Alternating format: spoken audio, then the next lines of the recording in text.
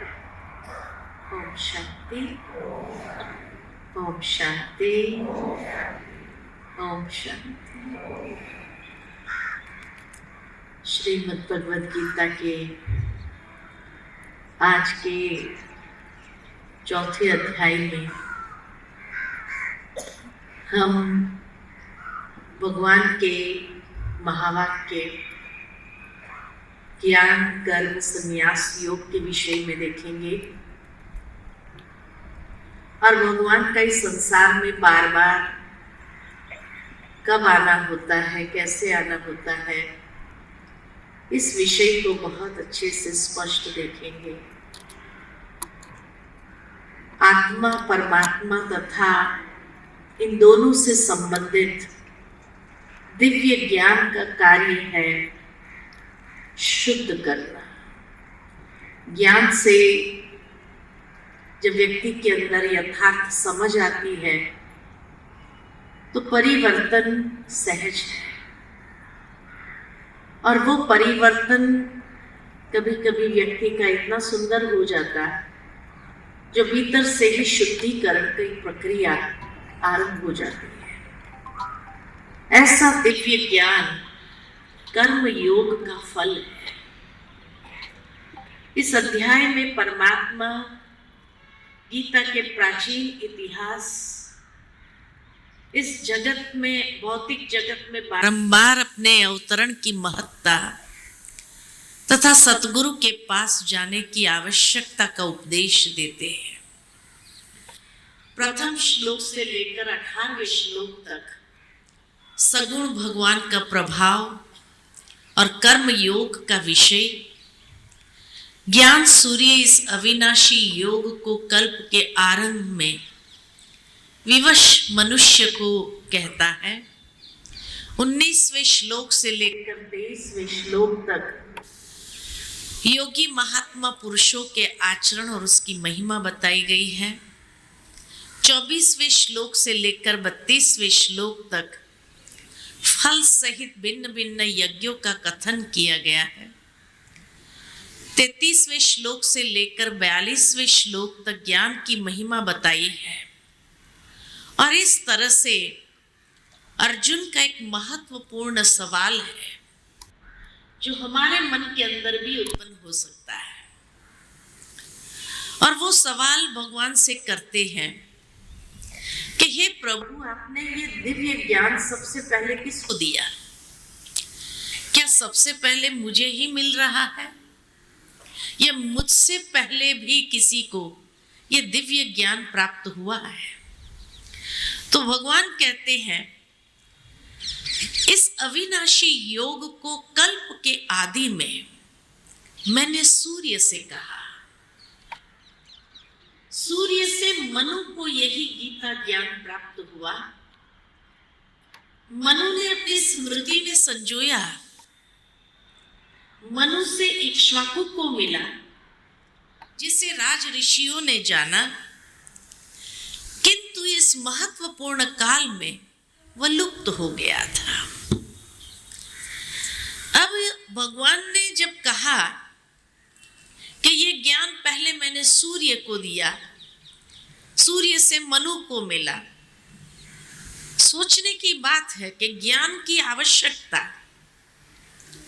मनुष्य को है या सूर्य को है? किसको है?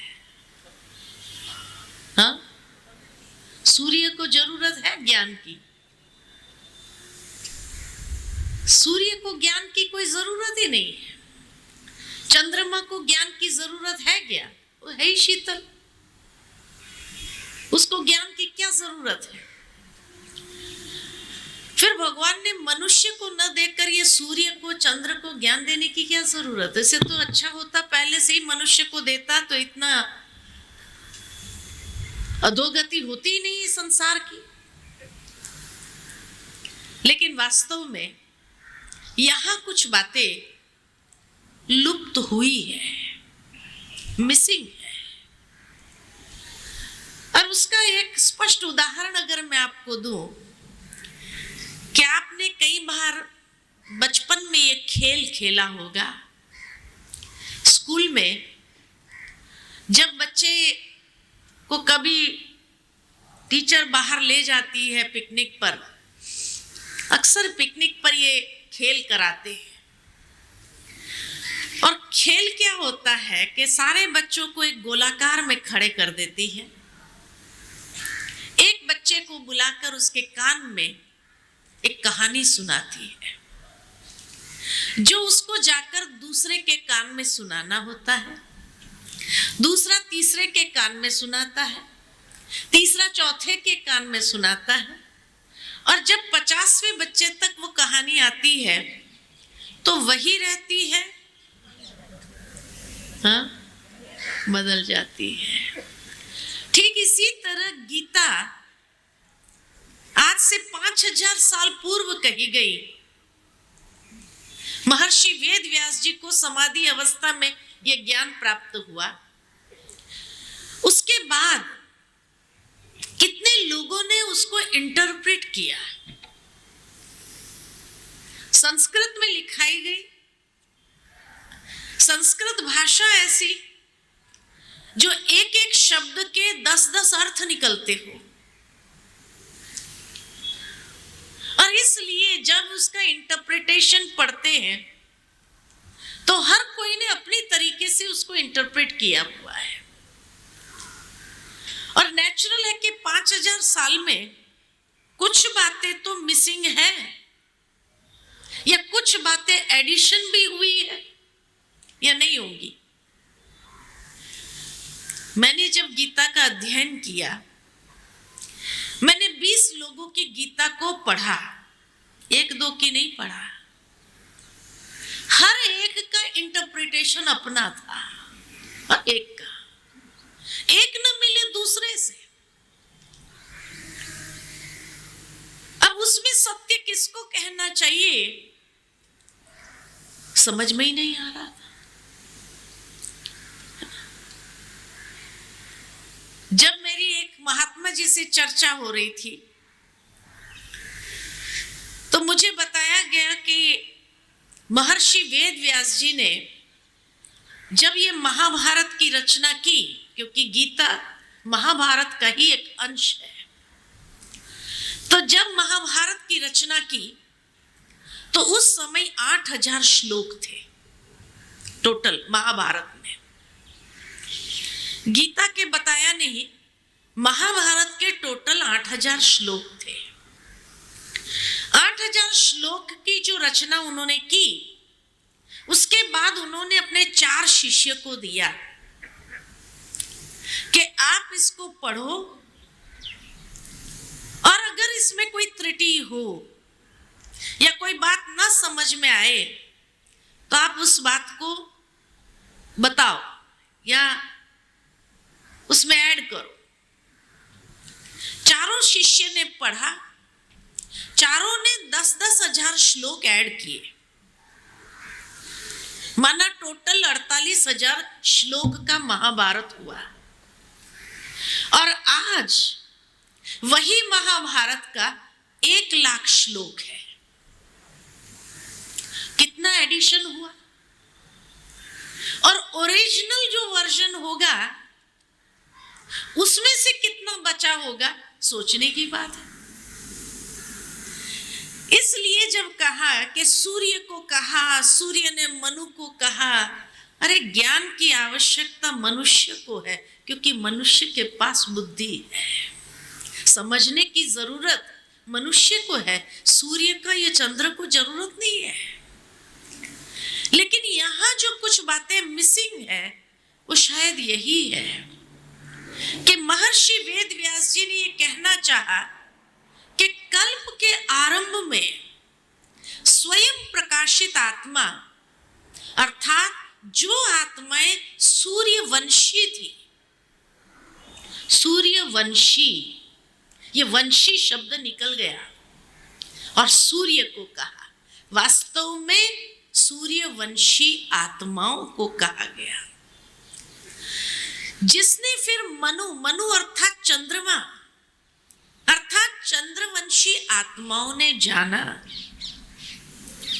यानी सतयुगी आत्माओं ने ये ज्ञान प्राप्त किया, वहां से त्रेता युग की आत्माओं को भी ये ज्ञान प्राप्त हुआ। धीरे धीरे द्वापर युगी आत्माओं तक भी आया, इक्ष्वाकु को मिला, और द्वापर के अंत तक राज ऋषियों ने जाना, क्योंकि राज ऋषि तो द्वापर के अंत में ही थे। राज ऋषियों ने जाना, लेकिन जैसे कलयुग आया, जहां मनुष्य आत्माएं विवशवान हो गए, विवशवान का मतलब है संस्कार रहित हो गए। तो जब वो संस्कार रहित हो गए, उस समय जो संस्कार रहित होते हैं, बहुत सुंदर ये बात गीता के अंदर एक इशारे के रूप में कहा गया है कि संस्कार रहित कौन होता है, तो कहा कि इस अवस्था में रिद्धि सिद्धि का संचार होता है।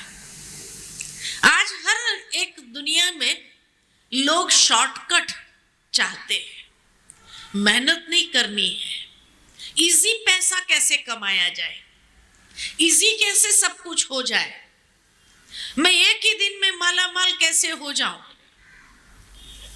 ये एक भावना रहती है। और इसीलिए कई लोग तांत्रिक विद्या का सहारा लेते हैं, जो आज की दुनिया में बहुत हो गया है। उसको भगवान ने कहा संस्कार रहित। जो तांत्रिक विद्या का प्रयोग करता है वो संस्कार रहित, उसको संस्कारी नहीं कहा जाता है।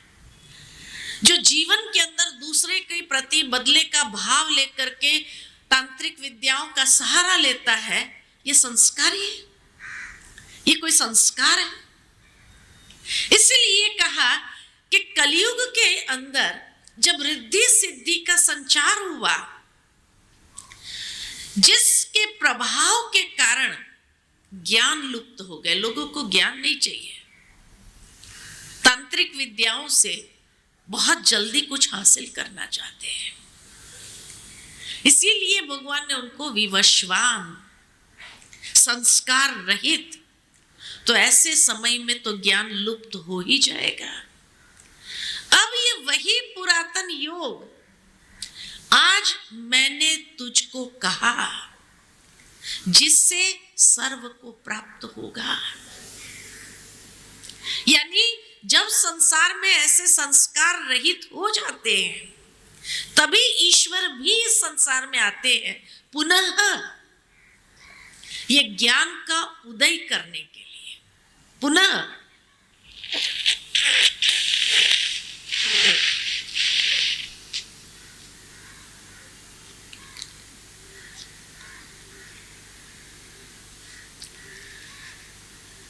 तो कहा ऐसे समय में ही भगवान को भी इस संसार में आना होता है।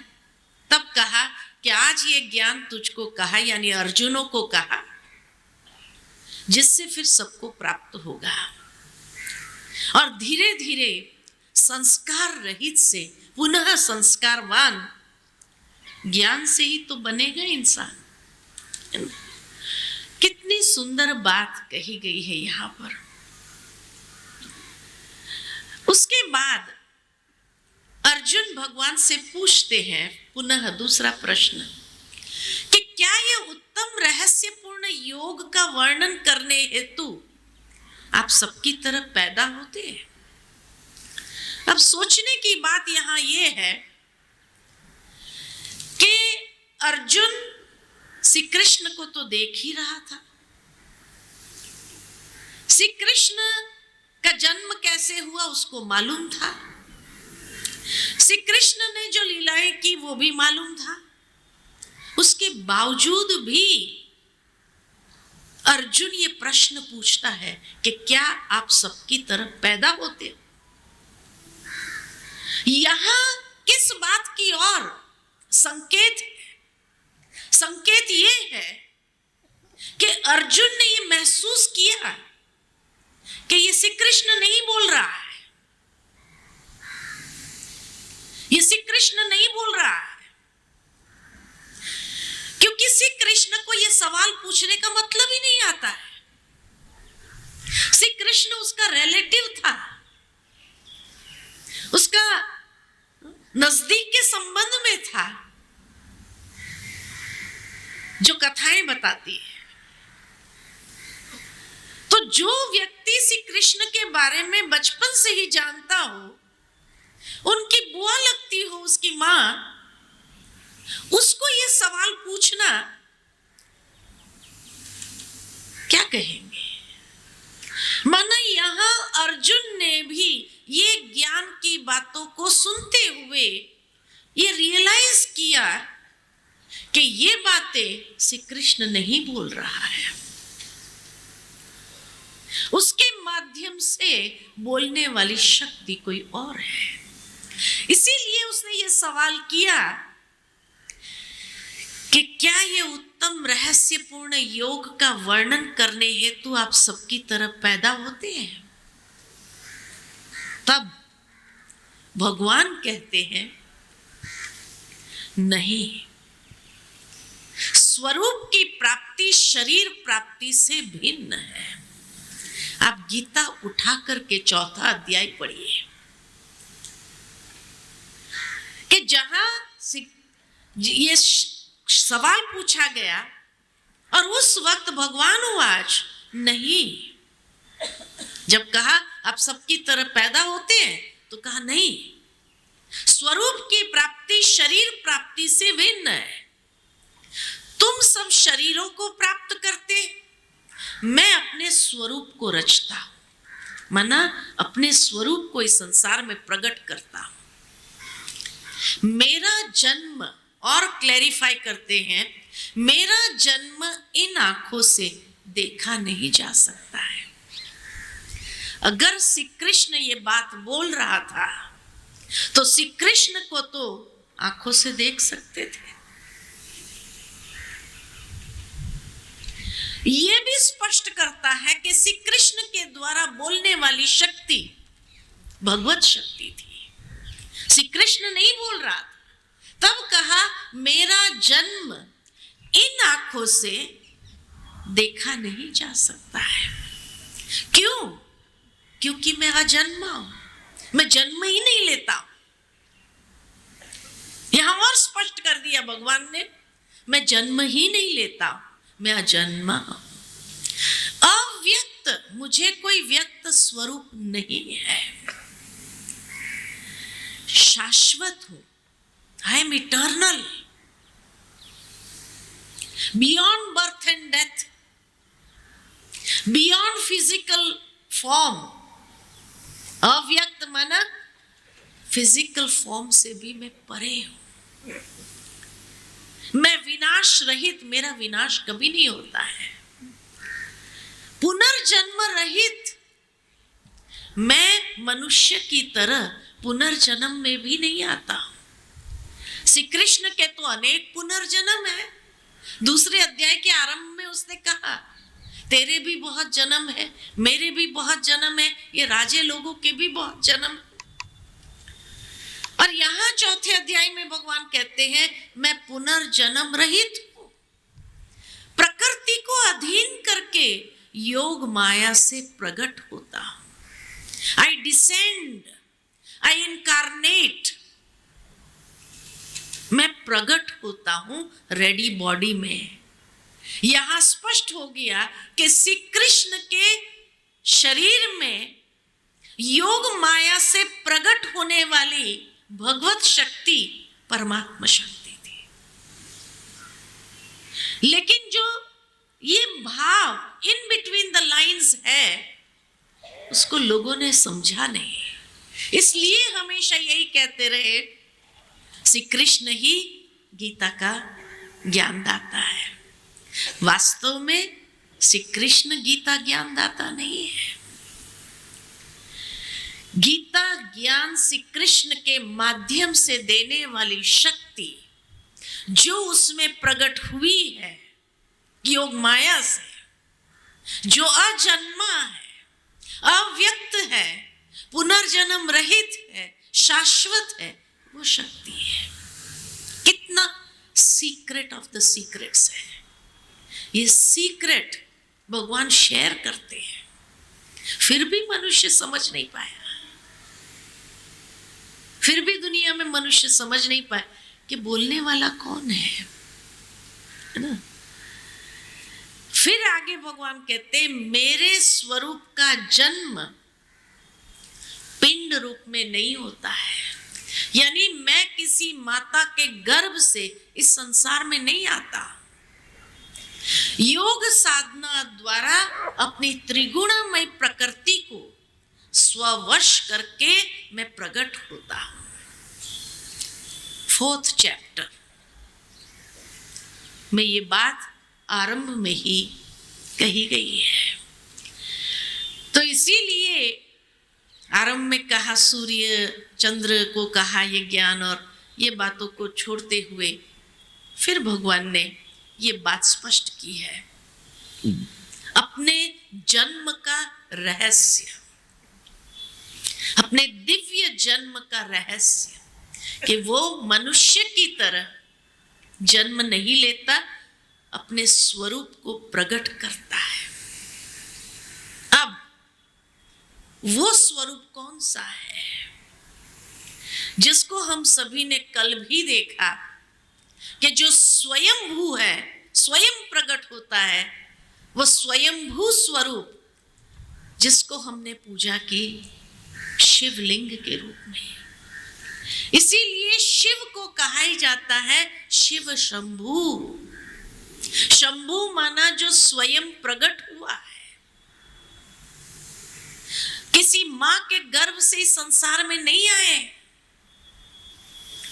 शिव के मंदिरों की जहां स्थापना होती है, अगर आप सभी ने कभी देखा हो तो मंदिर में जब शिवलिंग की प्राण प्रतिष्ठा होती है तो उस समय शिवलिंग को द्वार से नहीं लाया जाता है। कहां से लाते हैं? ऊपर से उतारा जाता है। ऊपर का गुंबज नहीं लगाते हैं और ऊपर से शिवलिंग को उतारा जाता है। बाकी सभी देवी देवताओं की मूर्ति को द्वार से लाया जाता है। भक्ति में भी इतना सुंदर यादगार है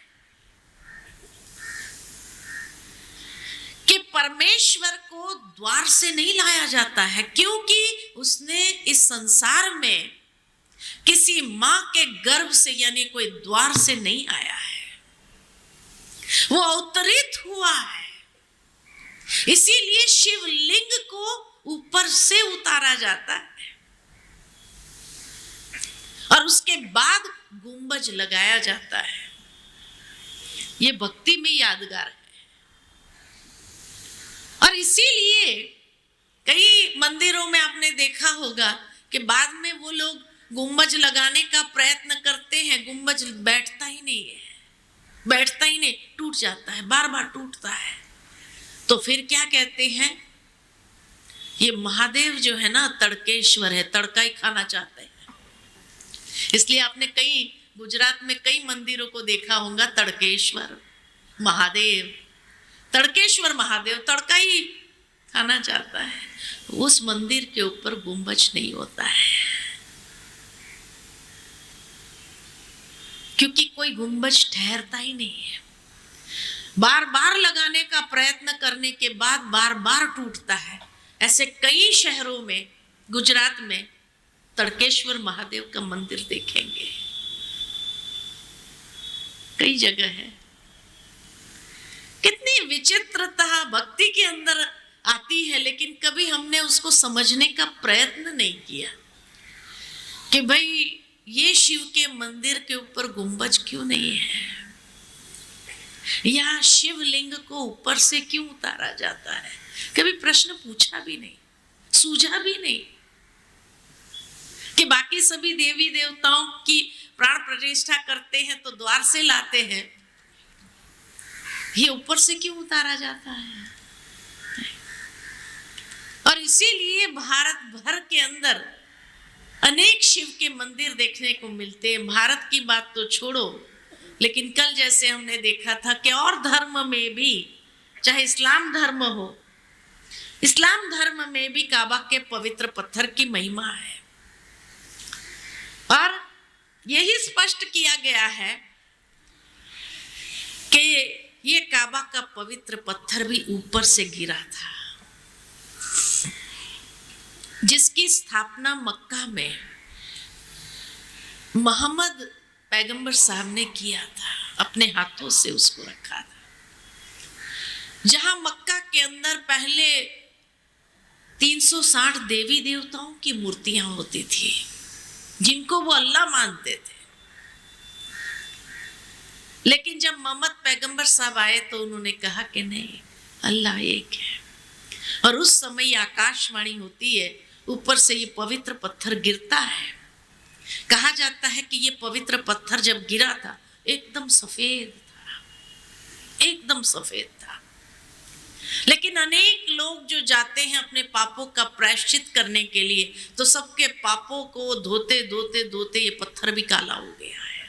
ये कहा जाता है, मान्यता है कि ये काबा का पवित्र पत्थर भी आज काला हो गया है। उसी को ही इस्लाम धर्म के अंदर तो देखा, लेकिन आगे और देखे यहूदियों में, जब मोसेस माउंटेन पर जाता है जहां उन्हें 10 कमांडमेंट्स मिलते हैं 2 पत्थरों पर, उस समय उन्हें अखंड ज्योति का साक्षात्कार होता है, जिसको देख करके मोसेस ने पूछा उनसे कि अगर मुझे लोग पूछेंगे कि ये 10 कमांडमेंट्स आपको किसने दिए, तो मैं आपको आपके बारे में क्या सुनाऊं, या आपका नाम मुझे बताओ कि आप कौन हो जिन्होंने ये 10 कमांडमेंट्स मुझे दिए। तब उन्होंने कहा, उस लाइट से आवाज निकलती है, यहोवा। यहोवा का मतलब है द सुप्रीम लाइट। इसीलिए कहा, जीसस ने कभी अपने आप को गॉड नहीं कहा, उसने हमेशा यही कहा, God is light, I am the son of God. और इसीलिए क्रॉस पर चढ़ाते समय भी उसने अपनी प्रार्थना में भगवान से यही कहा कि हे प्रभु, आप इन्हें क्षमा कर देना। वेटिकन में चले जाओ, रोम में, वेटिकन के अंदर आपको किसी व्यक्ति की प्रतिमा नहीं मिलेगी, उस ज्योति स्वरूप लाइट का ही सिंबल मिलेगा, जिसको क्रिश्चियनों ने लाइट कहा, मुसलमानों ने नूर कहा, हिंदुओं ने ज्योति कहा। बात तो एक ही है। गुरु नानक देव ने भी बहुत स्पष्ट शब्द में उसकी महिमा गाई है। एक ओंकार निराकार निर्वैर निर्भव अजूनी सच्चा पातशाह, जो सारी महिमा गाई है उसके विषय में, बहुत एक्यूरेट है। और आगे जाए, जैन धर्म में 24 तीर्थंकर दिखाते हैं, और ये 24 के 24 तीर्थंकर ध्यान मुद्रा में किसका ध्यान किया? उनसे श्रेष्ठ कौन था? उन्हें ध्यान करने की क्या जरूरत थी? अगर यही भगवान होते थे तो उन्होंने ध्यान किसका किया? कहते हैं सिद्धशिला का। वो सिद्धशिला कौन है? तो कहा सर्वश्रेष्ठ परमेश्वर। आज भी जैनी लोग दिवाली के दिन, जब महावीर स्वामी का निर्वाण दिन मनाते हैं, उस वक्त अपनी प्रार्थना में यही गाते हैं कि आपने जो शिव धाम को प्राप्त किया, वो गति हमें भी प्राप्त हो। ये शिव धाम कौन सा है? शिव कौन है? किस गति की बात कर रहे हैं? और उस गति को प्राप्त करने के लिए 3 बातें बताते हैं। ज्ञान, दर्शन, चरित्र। अर्थात ज्ञान के दिव्य चक्षु खुलने चाहिए। दर्शन शास्त्र में जो बातें हैं वो आचरण में लानी जरूरी है, और चरित्र श्रेष्ठ होना चाहिए, तब उस श्रेष्ठ गति को प्राप्त कर सकते हैं। और आगे जाए, महात्मा बुद्ध ने कभी मूर्ति पूजा की और किसी को प्रेरित नहीं किया, लेकिन वो भी ध्यान मग्न है। किसका ध्यान कर रहे हैं? आज भी जापान चले जाओ तो 3 फुट की ऊंचाई पर 3 फुट दूर बैठ के एक थाली के अंदर लाल पत्थर रखा जाता है, जिसको कहते कर्णिका पवित्र पत्थर जिसका नाम है चिंकुन शेकी। चिंकुन शेकी का मतलब है शांति का दाता, जिसका ध्यान करने से हमारा मन शांत हो जाता है। इसीलिए वो उनके सामने बैठ के मेडिटेशन करते हैं, माइंड को रिलैक्स करने के लिए, जब स्ट्रेस हो जाता है तब। और आगे जाओ पारसी धर्म में, जहां अखंड ज्योति निरंतर जलती है। कहा जाता कि पारसी लोग जब ईरान से भारत आए थे तो जलती हुई ज्योत को लेकर आए थे।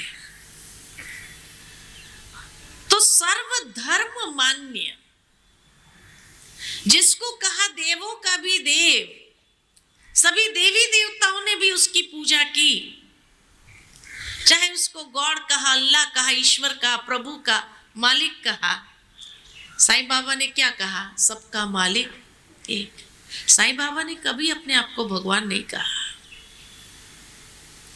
फिर हम उसको क्यों पूज रहे हैं? कहां से राह भटक गए?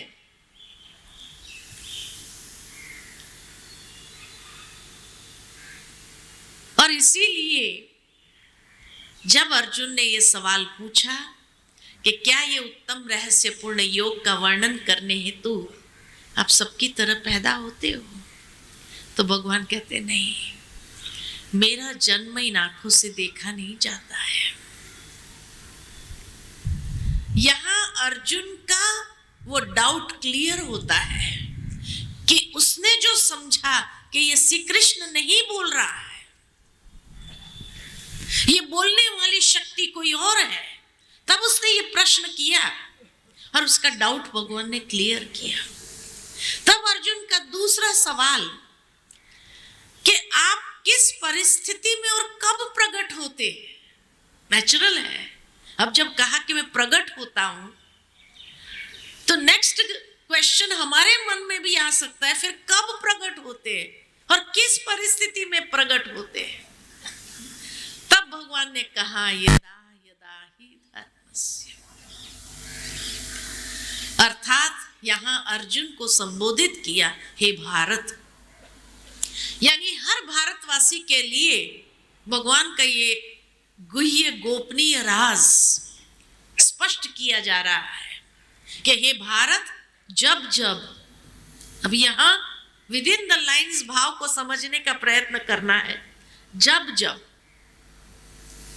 जब जब परम धर्म और परमात्मा के प्रति हृदय ग्लानि से भर जाता है, जब अधर्म की वृद्धि हो जाती है, तब तब, जब जब, तब तब मैं अपने स्वरूप को रचता हूं, अर्थात मैं स्वयं अवतरित होता हूं। यहां अवतरण का मतलब पुनर्जन्म लेना नहीं है, अपितु पुनः अपने स्वरूप को प्रकट करते हैं। जब जब, तब तब। अब अगर देखा जाए तो सतयुग में क्या भगवान को आने की जरूरत है? जहां शेर और गाय घाट पर पानी पीते थे, इतनी अहिंसा थी, अहिंसा परमो धर्म था। अहिंसा को कहा जाता परम धर्म, परमो धर्म। तो जहां परमो धर्म था, वहां अधर्म था ही नहीं, जो भगवान को आना पड़ा। परम धर्म था। त्रेता युग में राम राज्य था, सुखी था राजा, सुखी थी प्रजा, सुखी था सारा संसार। तो त्रेता युग में भी आने की जरूरत नहीं। अच्छा, अगर द्वापर युग में आया हो और गीता ज्ञान दिया हो, अधर्म का नाश किया हो, सत धर्म की स्थापना की हो, तो द्वापर के बाद तो कलयुग आया। तो क्या गीता ज्ञान से कलयुग की स्थापना हुई? घोर अधर्म के युग की स्थापना हुई? ये तो प्रैक्टिकल नहीं है कि गीता ज्ञान से अधर्म के युग की स्थापना हो, तो भगवान को कब आना चाहिए? कलयुग अंत में, क्योंकि द्वापर में तो अधर्म शुरू हुआ, तो शुरुआत में तो भगवान नहीं आता, लेकिन जब जब परमात्मा के प्रति हृदय ग्लानि से भर जाता है, उस समय तो भक्ति आरंभ होती है। चारों ओर शिव के मंदिर, 12 ज्योतिर्लिंगम की स्थापना हुई, तो अभी इतना अधर्म ही नहीं है। तो घोर अधर्म का युग कौन सा है चारों युग में से? द्वापर है या कलयुग है? कलयुग है। तो भगवान को कब आना चाहिए? जब जब तब तब। तो कलयुग अंत में आना चाहिए। तो कितनी बार आना चाहिए? कितनी बार आना चाहिए? एक बार, एक बार आना चाहिए। अच्छा, अगर लोग कहते हैं हर युग में आया, अगर हर युग को माना जाए तो भी 4 बार आना चाहिए। 4 बार आना चाहिए। सतयुग, त्रेता, द्वापर, कलयुग, चारों युग में एक एक बार अगर आया तो 4 बार आना चाहिए। तो 10 अवतार दिखाए, उससे भी पेट नहीं भरा तो 24 अवतार दिखाए, उससे भी पेट नहीं भरा तो कहा कण कण में है, कहा नहीं है। अब आपको जज करना है, 1 बार आया, 4 बार आया, 10 बार आया, 24 बार आया, या है ही है। आपका विवेक क्या कहता है? क्या कहेंगे? तो 1 बार आना चाहिए। नहीं, तो इसीलिए मैं पूछ रही हूं कि अब आप आंसर दो। 1 बार आया, 4 बार आया, 10 बार आया, 24 बार आया, या है ही है, कण कण में है? क्या कहेंगे? फिर तो आने की जरूरत नहीं है। अगर है ही है तो आने की जरूरत नहीं, और अगर है ही है तो अधर्म होना ही नहीं चाहिए।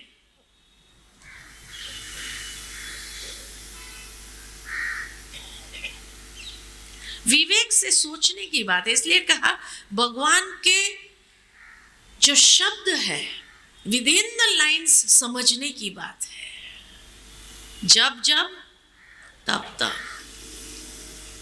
यही तो लोगों ने मार खाया कि सोचा जब जब, माना हर युग में अधर्म हुआ और बहुत बार हुआ। अरे हर युग में नहीं हुआ। घोर अधर्म का युग तो कलयुग ही था। इसीलिए शास्त्रों में बहुत अच्छी बात कही गई है कि जब कलयुग ने प्रवेश किया, कलयुग ने दस्तखत दी, तो उस समय परीक्षित राजा का राज्य चल रहा था। तो जब कलयुग ने दस्तखत दी तो परीक्षित राजा ने पूछा कौन? तो कहा मैं कलयुग। तो कहा क्या चाहते हो? तो कहा आपके राज्य में थोड़ा सा स्थान चाहता हूं। तब परीक्षित राजा ने कहा कि मैं तुझे अच्छे से जानता हूं, तुम क्या कर सकता है, इसलिए मैं तुझे अपने राज्य में स्थान देने वाला नहीं। यू कैन गो, मैं अपने राज्य में तुझे स्थान नहीं दूंगा। तो कलयुग हंसता है और कहता है मेरा समय आ चुका है।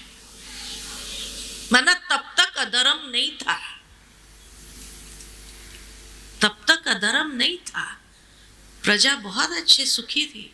इसीलिए परीक्षित राजा ने मना किया कि मैं जानता हूं तुम क्या कर सकता है, कितना हैवॉक मचा सकता है, इसलिए मैं तुझे अपने राज्य में स्थान नहीं दूंगा।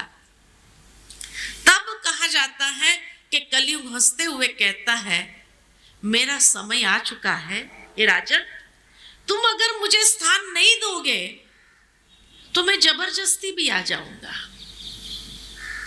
लेकिन मैं विनम्रता पूर्वक, कलयुग भी विनम्र था, तो लोग कैसे होंगे उस समय में जब कलयुग को भी विनम्रता से विनती करनी पड़ रही है, तो वो समय का संसार कैसा होगा जो कलयुग पर भी उसका प्रभाव पड़ा।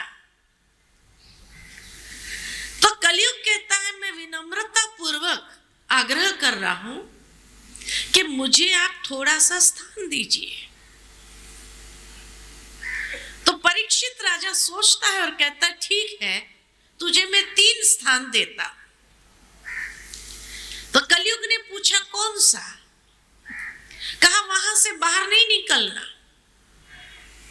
पहला स्थान देता हूं जुआ खाना, वहां से बाहर नहीं निकल, कसीनो से बाहर नहीं निकलना। कहा दूसरा स्थान? तो कहा दूसरा स्थान वैश्यालयों में, वहां से बाहर नहीं आना। कहा तीसरा स्थान? तो कहा तीसरा स्थान शराब खाने बार में, वहां से बाहर नहीं आना, वहीं रहना। कहा ठीक है। कलयुग ने कहा ठीक है। फिर कलयुग ने कहा एक स्थान और दे दो, एक स्थान और। तो परीक्षित राजा सोच में पड़ गया। तब कहा जाता है कि कलयुग ने मुस्कुराते हुए परीक्षित राजा को कहा मैं कुछ सजेस्ट करूं? कहा बोलो। तो कहा सुवर्ण में स्थान दे दो। तो परीक्षित राजा ने कहा ठीक है। अब जैसे ही ठीक है कहा और उसने मुकुट पहना था, सुवर्ण मुकुट, सीधा कलयुग ने उसमें प्रवेश कर लिया। यही से तो सबका दिमाग घुमाना चालू किया। इसीलिए वो शराब खाने घर में आ गए। आज लोग घर में बार बनाते हैं कि नहीं, एक कोना रखते हैं पीने का। जुआ खाना घर में आ गया कि नहीं? दिवाली के दिन पर सुकून होता है, परिवार वाले मिलकर के बैठ के खेलते हैं। खेलते हैं नहीं खेलते? तो जुआ खाना घर में आया, शराब खाना घर में आया, वैश्यालय भी घर में आ गए, क्योंकि सुवर्ण में कलयुग बैठा है। और इसीलिए घर घर में कलयुग ने प्रवेश कर लिया। तब इतना अधर्म बढ़ा। तो द्वापर युग तक तो अधर्म था ही नहीं। तो कलयुग के अंदर कितनी बार भगवान आना चाहिए? बहुत बार।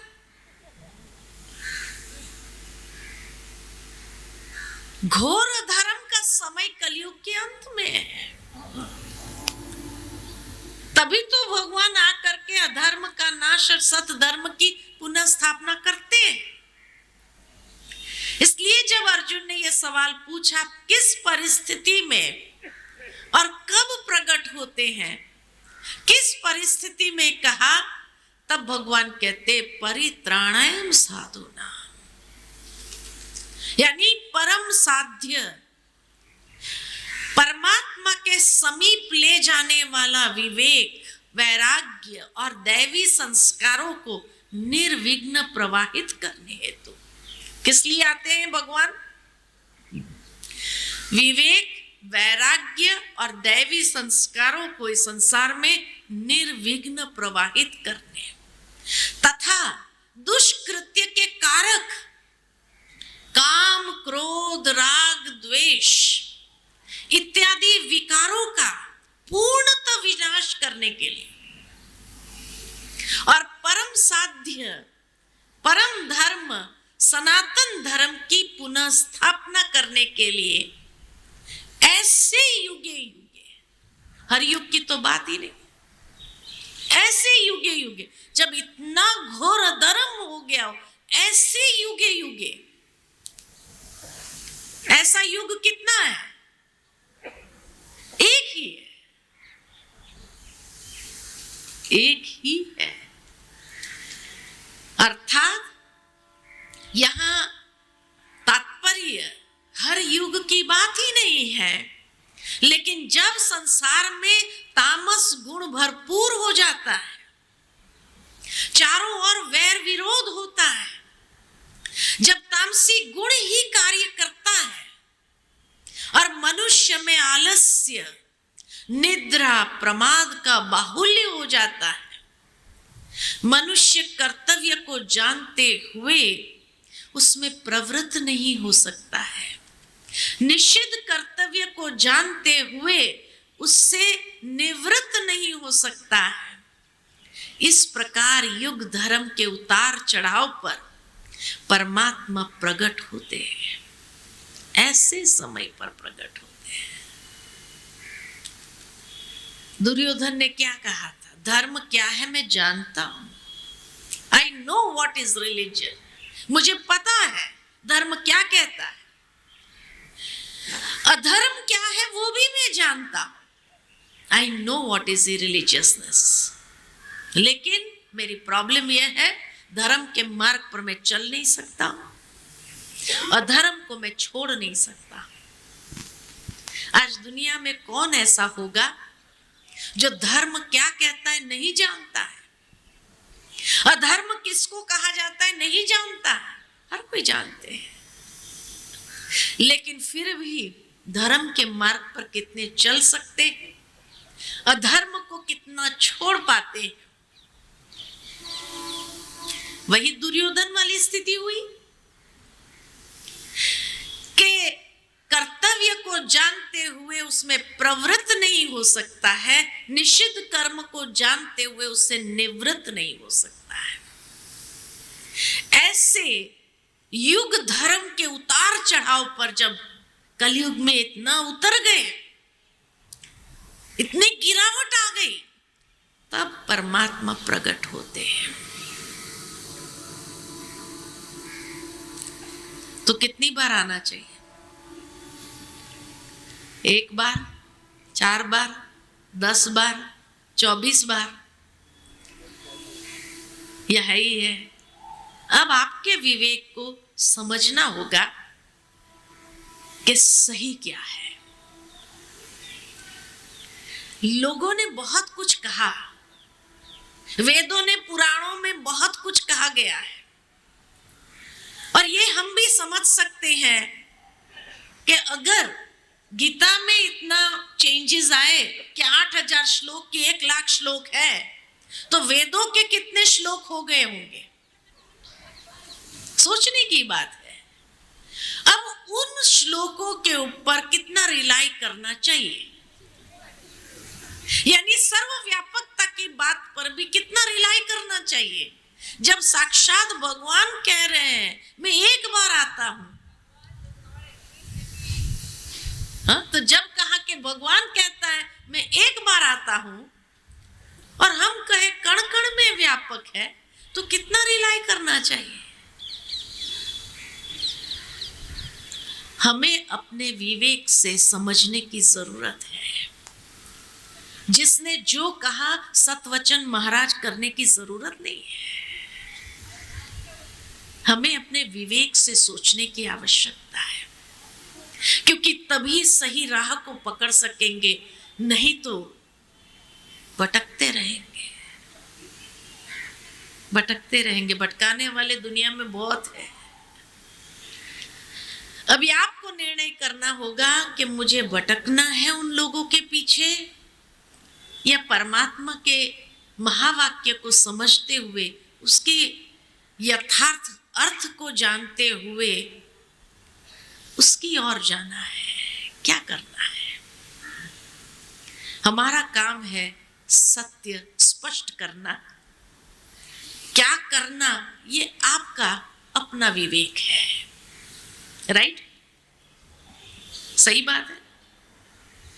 हम किसी को कहते नहीं हैं आप ये करो, वो करो, ऐसा करो, वैसा करो। ये आपको जज करना है कि आपको क्या करना है लाइफ में। उसके बाद अर्जुन का अगला प्रश्न नेचुरल है, जब इतना भगवान कह रहे हैं अर्जुन को स्पष्ट शब्दों में, तो प्रश्न पर प्रश्न उत्पन्न हो रहा है। आपके मन में भी ये बातें जान करके प्रश्न पर प्रश्न उत्पन्न हो रहे हैं। तो पहले पूछा, आप सबकी तरह पैदा होते हैं। जब ये बात स्पष्ट हो गई, यानी ये तो अर्जुन को क्लियर था कि कृष्ण नहीं बोल रहा है, और भगवत शक्ति है। भगवत शक्ति कौन है, कैसे आते हैं, ये सारा स्पष्ट हुआ। उसके बाद पूछा कब आते हो, तो यदा यदा, किस परिस्थिति में आते, तो बताया विवेक, वैराग्य और दैवी संस्कारों को निर्विघ्न प्रवाहित करने। अब भगवान कहते मेरा जन्म और कर्म दिव्य है और अलौकिक है। मेरी कार्य प्रणाली मनुष्य की तरह नहीं है। I don't function like human beings. मेरी कर्म करने की विधि दिव्य और अलौकिक है, जो इन चरम चक्षुओं से नहीं देखा जा सकता है। तब अर्जुन पूछता है तो फिर कौन देख सकता है। यानी यहां स्पष्ट हो गया, श्री कृष्ण नहीं बोल रहा है, और ये अर्जुन को भी क्लियर हो गया अंदर से। तब भगवान से ये प्रश्न पूछता है तो कौन देख सकता है और कौन समझ सकता है। तब भगवान कहते हैं केवल तत्वदर्शी, अर्थात जो ज्ञान और तपस्या के द्वारा पवित्र बनते हैं तथा वितराग, भय और क्रोध से मुक्त है, वे मेरे इस जन्म और कर्म को देखता है और मेरा साक्षात्कार कर सकता है। ये आंखों से देखने की बात नहीं है, इसीलिए कहा मेरा साक्षात्कार कर सकता है। आत्म साक्षात, और उसमें भी सबसे पहले आत्म साक्षात्कार करने वाला व्यक्ति इस अवीर्य भाव को समझ पाता है कि परमात्मा किस वितरागी में अवतरित होते हैं। क्योंकि कलयुग में आएंगे तो श्री कृष्ण का तन तो होगा नहीं। तब भगवान ये कहते हैं कि मैं किस वितरागी में अवतरित होता हूं, वो वही समझ सकता है जिसने आत्म साक्षात्कार किया। इसीलिए भगवान ने अर्जुन को दूसरे अध्याय में आत्मा का ज्ञान दिया, यानी सेल्फ रियलाइजेशन कराया। क्योंकि जो व्यक्ति सेल्फ रियलाइजेशन करता है वही गॉड रियलाइजेशन की बात को समझ सकता है। Without self realisation God realisation समझ नहीं पाएगा, इम्पॉसिबल। इसीलिए भगवान ने दूसरे अध्याय में आत्मज्ञान यानी आत्म साक्षात्कार कराना चाहा। नो दाई सेल्फ, रियलाइज दाई। आत्मा का वास्तविक स्वरूप कौन सा है उसको रियलाइज करो। कि ज्ञान और तपस्या के द्वारा जो पवित्र बनते हैं, those who are pure beings, वही मेरा साक्षात्कार कर सकता है। जो कामी, क्रोधी, लोभी, मोह, राग, द्वेष, विकारों से भरपूर है, वो ईश्वर को समझ नहीं पाते हैं। इतना आसान नहीं है ईश्वर को समझना।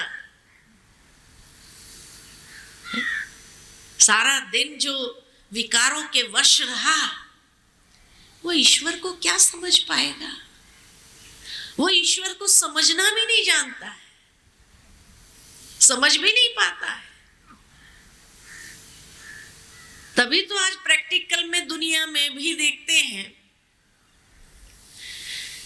कि अनेक आत्माएं जब भोग विलासिता में डूबने लगते हैं तब उनकी कितनी अधोगति हो जाती है। और उस अधोगति को प्राप्त करने वाले को आदर्श मानना, गुरु मानना, ये कहां तक सही है? विवेक से सोचने की बात है। अब भगवान अर्जुन के ये सवालों में जब इतना वो उलझा, तो भगवान उसका माइंड डाइवर्ट करने के लिए उसका कर्म योग पुनः बताते हैं। और मेन बात यही है कि हे अर्जुन, तू भी अपने कर्मों पर ध्यान दे, ये सब बातों में नहीं जाओ। भगवान कब आता है, क्या करता है, क्या नहीं, भगवान को अपना कार्य करने दो। उसको समझने की तुम्हें जरूरत नहीं है। तुम्हें क्या करना है, अपने कर्मों को ठीक कर। इसलिए भगवान फिर आगे कहते हैं, अर्जुन, कर्म की गति भी अति गुह्य है। इसलिए हे अर्जुन, कर्म क्या है, अकर्म क्या है, विकर्म क्या है, इसको समझना आवश्यक है, क्योंकि तभी तुम कर्म बंधनों से मुक्त हो सकता है। भगवान क्या करता है, क्या नहीं करता है, उसको अपना काम करने दो। तुम्हें क्या करना है, तुम्हें अपने कर्मों पर ध्यान देना है। और इसलिए कर्म की गुह्य गति को समझो। फिर आगे भगवान कहते हैं कि जो मनुष्य कर्म में अकर्म और अकर्म में कर्म देखता है, वो बुद्धिमान योगी है। बुद्धिमान कौन व्यक्ति है? जो कर्म में अकर्म और अकर्म में कर्म देखता है, वो बुद्धिमान योगी है। जिसका कर्म का आरंभ और फल की प्राप्ति में कामना का त्याग है तथा सांसारिक आश्रयों से रहित है और परमात्मा की याद में नित्य तृप्त है, उसके कर्मों में कोई त्रुटि नहीं है। वह ज्ञान रूपी अग्नि से, कल भी मैंने कहा जीवन एक यज्ञ है जिसमें ज्ञानाग्नि को प्रज्वलित करना है। तो भगवान कहते हैं, वह ज्ञान रूपी अग्नि से विकर्मों को विनाश कर देते हैं। माना समझ से अपने कर्मों को सुधारता है, सप्रेस नहीं करता है। तो बुद्धिमान योगी कौन? जो कर्म में अकर्म, अकर्म में कर्म देखता है। भावार्थ नहीं समझ में आया? सिंपल से उदाहरण से मैं आपको बताती हूं कि मान लो कि मैंने धरनी में एक बीज बोया, बीज बोया अपने हाथों से, उस बीज की परवरिश की, पौधा निकला, पौधे से धीरे धीरे वृक्ष होने लगा, उस वृक्ष के ऊपर फल लगे, मैंने उस फल को तोड़ा और खाया। दोनों कर्म मैं ही कर रही हूं। बीज बोने का भी कर्म मैंने किया, फल तोड़ के खाने का भी कर्म मैं ही कर रही हूं। दोनों कर्म में कोई अंतर है या नहीं है? बीज बोना भी कर्म है, फल तोड़ के खाना भी कर्म है। दोनों कर्म में कोई अंतर है या नहीं है? क्या अंतर है? हाँ, कर्म में फल की प्राप्ति हो गई।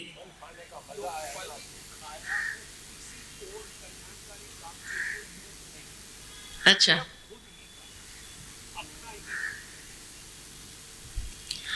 कर्म, बीज बोने का जो कर्म है वो श्रेष्ठ कर्म है, और फल खाने का जो कर्म है वो अकर्म है। कैसे? बीज बोने का जो कर्म है वो श्रेष्ठ कर्म इसलिए है क्योंकि एक बीज से मुझे 100 फल प्राप्त हुए।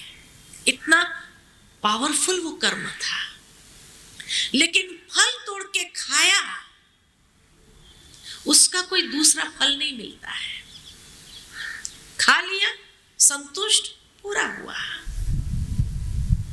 तो बीज बोने का कर्म इसलिए पावरफुल है क्योंकि एक बीज से 100 फल, वो भी हर सीजन में। कितनी इंटेंसिटी है उसकी। और फल तोड़ के खाया वो कर्म वहां समाप्त हो गया, उसका कोई दूसरा फल नहीं मिला, इसलिए उसको अकर्म, जिस कर्म का कोई फल नहीं है। तो बुद्धिमान योगी किसको कहा भगवान ने? जो कर्म में अकर्म और अकर्म में कर्म देखता है। अर्थात फल खाने के बाद उस बीज को फेंक नहीं देना, उस बीज को पुनः रोपित करो। समझा? तो अकर्म में कर्म, उसके बाद जो वृक्ष निकलेगा, फल निकलेंगे, उसमें ये भावना, ये फल कोई भी स्वीकार करे, मुझे ही चाहिए, ये स्वार्थ नहीं, ये फल कोई भी स्वीकार करे, वो बुद्धिमान योगी है। बहुत सुंदर एक कहानी के माध्यम से आपको स्पष्ट करूंगी कि एक बार एक सेठ जी थे। सेठ जी के 3 बेटे थे, 2 की शादी हो गई, तीसरी बहू घर में आने वाली थी, तीसरे बेटे की शादी हुई। जैसे ही वो लड़की घर में आई कि पहली 2 बहू ने उसको ससुर जी का नियम बता दिया। भाई हमारे ससुर जी का नियम है या इस घर की परंपरा है, दान नहीं करना। अब ये लड़की जिस परिवार से आ रही थी, उसके पिता ने उसको सिखाया था, संस्कार दिए थे कि बेटा कोई भी जरूरतमंद हो दान करना। अब जैसे ही पहले दिन उसको ससुर जी का नियम बता दिया गया, दान नहीं करना, बड़ा आश्चर्य लगा, ये कैसा परिवार। लेकिन अभी आ गए इस परिवार में तो क्या करेंगे? तो कहा कि अब इसी परंपरा को आगे निभाना है, तो इसीलिए वो भी दान नहीं करती थी। कुछ समय बीता,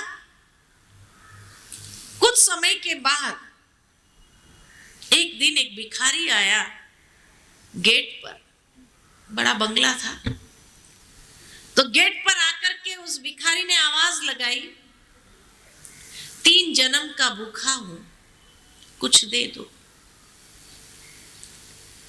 अब ये छोटी बहू ऊपर कपड़ा सुखा रही थी गैलरी में, उसने ये बात सुनी तो उसने ऊपर से जवाब दे दिया, बासी खाना खा रहे हैं, कल उपवास करेंगे। वो भिखारी चला गया। अब नीचे ससुर जी पेपर पढ़ रहे थे, उसने ये बात सुनी, बासी खाना खा रहे, कल उपवास करेंगे। किस दिन हमने बहू को बासी खाना खिलाया? बड़ा गुस्सा आया, ये तो हमें बदनाम कर रही है। आज भिखारी को कहा, कल समाज वालों को कहेगी। किस दिन हमने उसको बासी खाना खिलाया, सारे परिवार वालों को इकट्ठा किया, ससुर जी ने बहू को नहीं बुलाया उसमें, और कहा ऐसी बहू नहीं चाहिए जो हमको बदनाम करे। सब चुप कि भाई ऐसा क्या इसने कह दिया। उसके बाद ससुर जी ने उसके समधी को फोन किया, उस लड़की के पिता को फोन किया, आप अपनी लड़की ले जाओ, हमको नहीं चाहिए ऐसी लड़की। आज की दुनिया होती थी तो लेके आ जाते थे, है ना? लेकिन वो जमाना था जब कहा जाता था कि बेटी की डोली जाती है तो अर्थी निकलती है। वो पिता को बड़ी चिंता हो गई, मेरी लड़की इतनी समझदार, जरूर कोई मिसअंडरस्टैंडिंग हुई है। अब कैसे इस गुत्थी को सुलझाया जाए? तो पिता ने सोचा कि किसके पास जाऊं। तो उस जमाने में पंच होते थे गांव में, पंचों के पास गया कि आप तो मेरी लड़की को जानते हो, मेरी लड़की कितनी समझदार है। बोले हाँ ये तो बात 100% है, आपकी लड़की बहुत समझदार है। कहा क्या हुआ? कहा कुछ मिसअंडरस्टैंडिंग हुई है, जो उसके ससुर का फोन आया कि उसको ले जाओ, हमको ऐसी लड़की नहीं चाहिए। तो पंचों ने कहा कोई बात नहीं, हम सेठ जी को ही बुला लेते, पूछते हैं कि उसने ऐसा क्यों कहा। तो सेठ जी को बुलाया कि भाई आपने क्यों ऐसा कहा कि लड़की को ले जाओ, ऐसी क्या गलती हो गई हमारी लड़की से।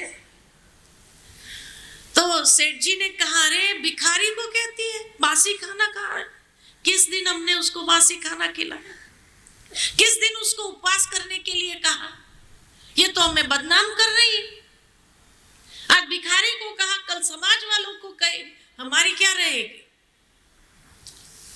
पंचों ने कहा अगर उसने ऐसा कहा है तो गलत बात है, लेकिन एक काम करते हैं कि उसको बुलाते हैं, पूछते हैं कि उसने ऐसा क्यों कहा। लड़की को बुलाया गया कि भाई तुमने ऐसा क्यों कहा कि बासी खाना खा रहे हैं, कल उपवास करेंगे। लड़की ने बड़ी विनम्रता से हाथ जोड़ करके पंचों के आगे कहा अगर मुझसे कोई गलती हो गई हो क्षमा चाहती हूं पहले ही, लेकिन हमारे घर का या वो भिखारी जो आया उसने कहा 3 जन्म का भूखा हूं। उसके रिप्लाई में मैंने ये बात कही कि बासी खाना खा रहे, कल उपवास करेंगे। कहा उसका मतलब क्या। तो कहा उसने जो कहा 3 जन्म का भूखा हूं का मतलब है कि पहले जन्म में उसके पास होगा, लेकिन उसने कभी दान ही नहीं किया। जब दिया ही नहीं तो दूसरे जन्म में भिखारी बना। अब भिखारी है तो कुछ है ही नहीं देने के लिए, तो क्या करेगा, इसलिए तीसरा जन्म भी भिखारी का बना। इसलिए वो भिखारी कहना चाहता था कि कुछ ऐसा दे दो ताकि मैं इस जन्म में दान कर सकूं, ताकि मेरा अगला जन्म ऐसा ना हो। तब कहा 3 जन्म का भूखा, कुछ दे दो ताकि मैं इस जन्म में दान करूं तो मेरा आगे का जन्म सुधर जाए, संवर जाए। तो बहू ने कहा माफ करना, हमारे घर में ससुर जी का नियम है दान नहीं करना। इसीलिए मैंने उस भिखारी को कहा कि ये जो हवेली देख रहा है तू, ये इतना बड़ा बंगला जो देख रहा है, ये पिछले अच्छे कर्मों का फल है। तो बासी खाना खा रहे हैं, लेकिन इस जन्म में हम भी कुछ नहीं कर रहे हैं, इसलिए कल हमें भी उपवास ही करना है ना। तो बासी खाना खा रहे हैं, कल उपवास करेंगे।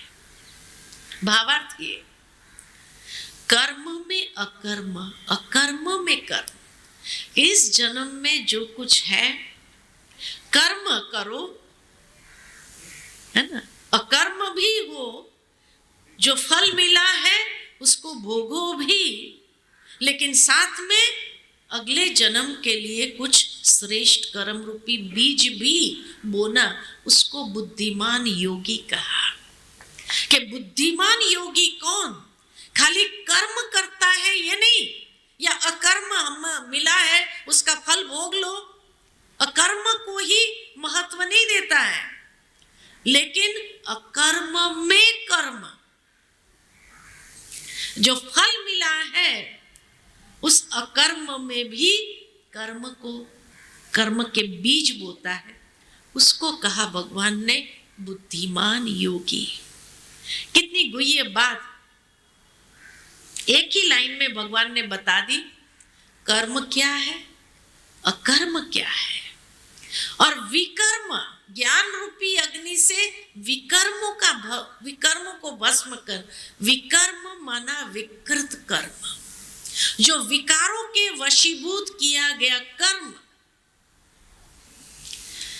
काम क्रोध लोभ मोह अहंकार के वश किया गया कर्म, तो ज्ञान रूपी अग्नि से उन विकर्मों को यानी विकृतियों को भस्म करो। तो कर्म क्या है, अकर्म क्या है, विकर्म क्या है। दुनिया के अंदर आज किसी व्यक्ति को अगर कहा जाए कर्म पर आप कुछ समझाओ तो शायद 1 हफ्ता लगा देगा, और 1 हफ्ते का लेक्चर सुनने के बाद भी आप समझ नहीं पाएंगे कि क्या कहा गया है। और वही बात भगवान ने कुछ शब्दों में कह दी। यही तो परमात्मा ज्ञान की महत्ता है। कई बार कई लोग हमें कहते हैं, एक बार एक भाई से मिलना हुआ, उसने गीता पर पीएचडी किया था। तो उसने कहा कि मैंने इतना ज्ञान हासिल किया है जो मैं एक एक अध्याय तो क्या एक एक श्लोक पर एक सारा दिन बोल सकता हूं। एक एक श्लोक पर सारा दिन उसको क्लैरिफाई कर सकता हूं। मन में यही विचार आया कि भगवान ने इतने सरल शब्द में कहा है, एक दिन बोलने के बाद एक श्लोक पर अगर एक दिन बोले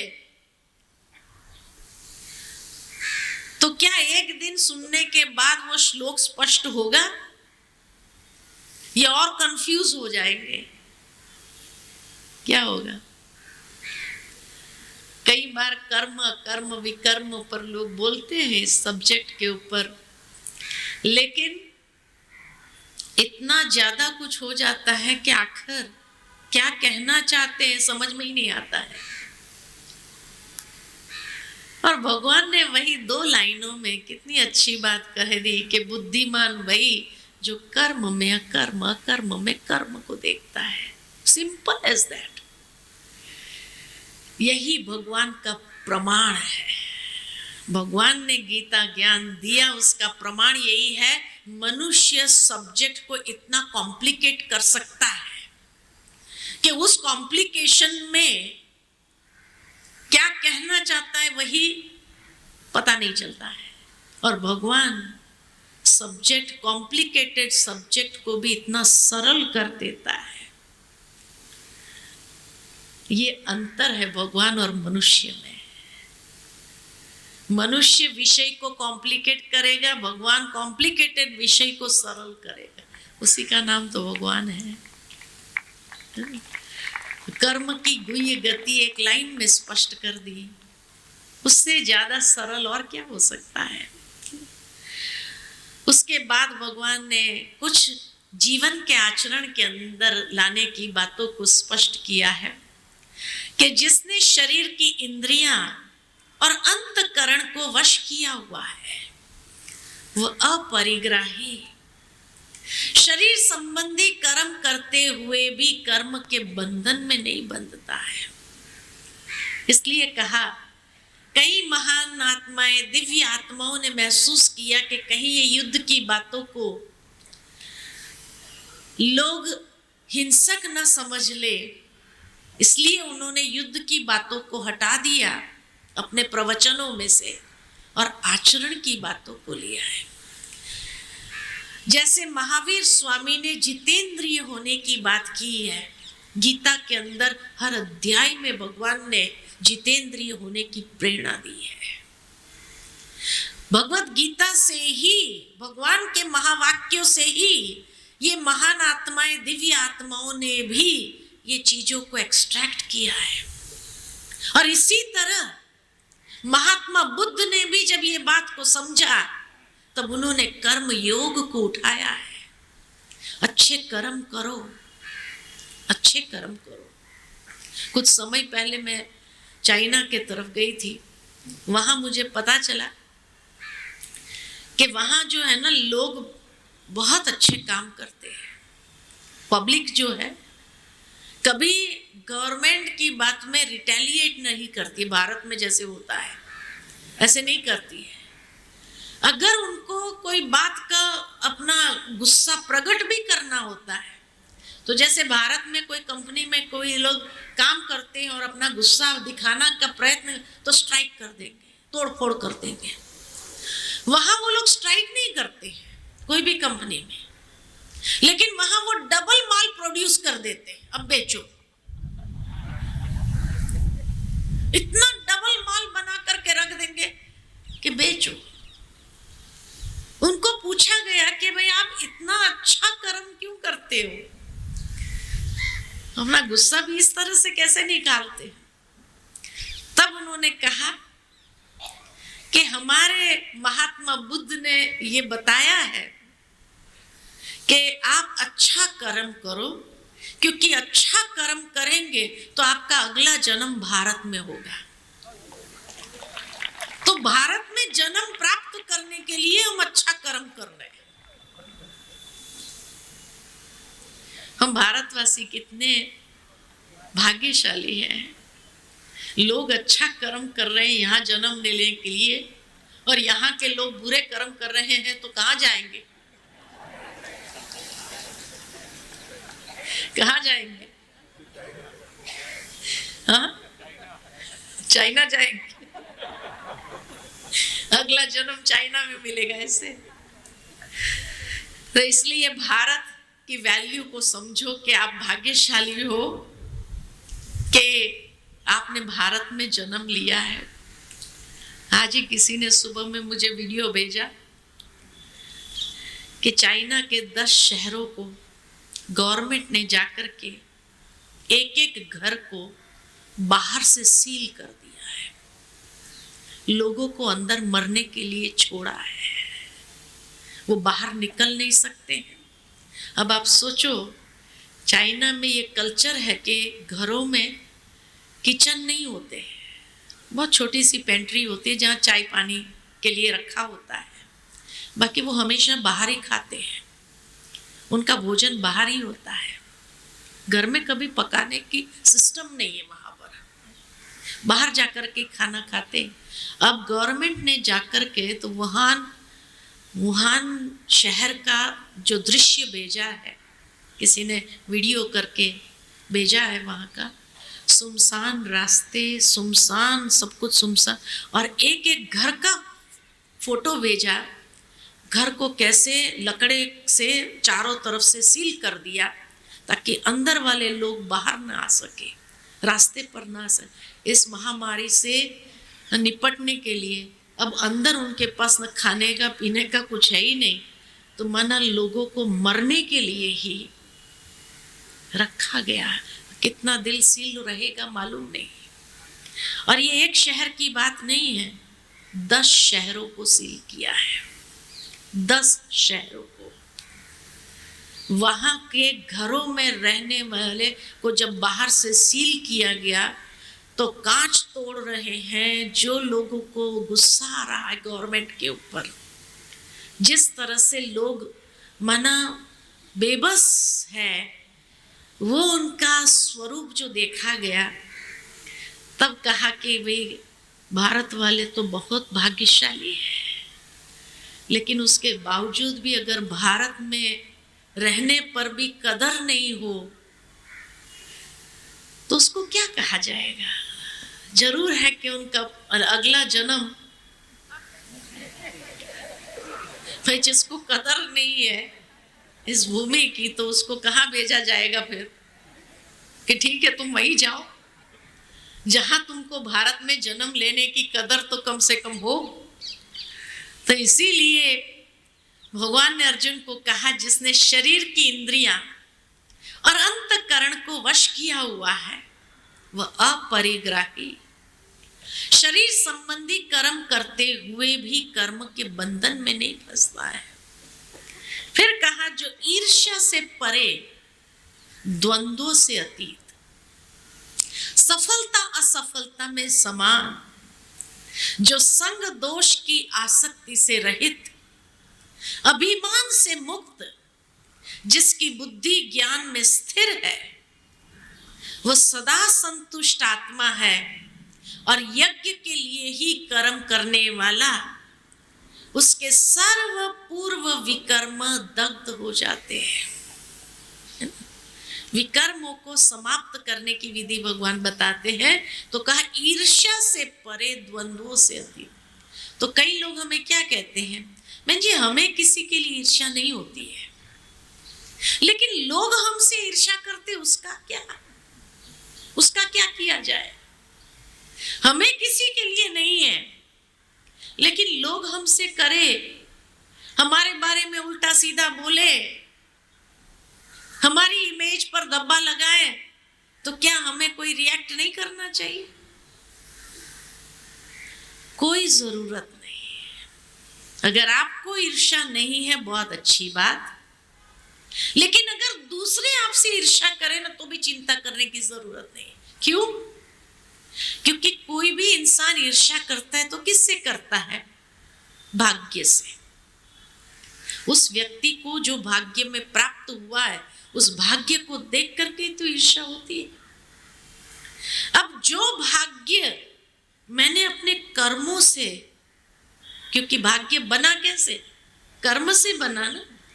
तो जो भाग्य मैंने अपने कर्मों से बनाया है, अपनी मेहनत से बनाया है, क्या किसी के उल्टा सीधा बोलने से वो मेरे भाग्य को लकीर लगा देगा?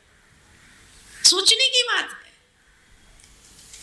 जो भाग्य मैंने अपने कर्मों से हासिल किया है, किसी के उल्टे सीधे बोलने से वो मेरे भाग्य को नष्ट नहीं कर सकता। इसलिए आपको चिंता करने की जरूरत नहीं है।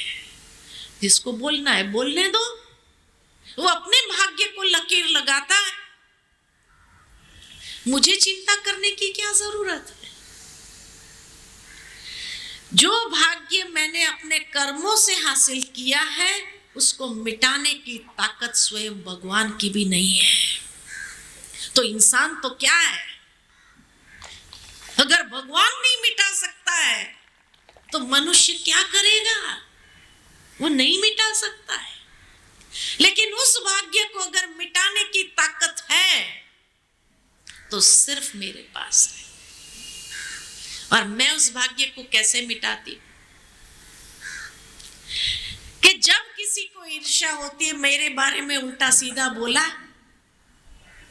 अब जिसने सुना वो आकर मुझे सुनाता है, फलाना व्यक्ति तेरे बारे में ऐसा ऐसा बोल रहा था। अब उसकी बात को सुन करके मुझे जो गुस्सा आता है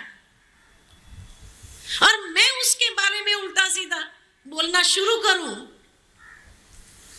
तो जो विकर्म मैं कर रही हूं वो विकर्म ही मेरे भाग्य को लकीर लगाता है। बाकी उसके बोलने से मेरे भाग्य को लकीर नहीं लग सकती है। इसलिए आप निश्चिंत रहो, मेरे भाग्य को लकीर अगर लगा सकती हूं तो सिर्फ मैं ही लगा सकती हूं, दूसरा कोई नहीं।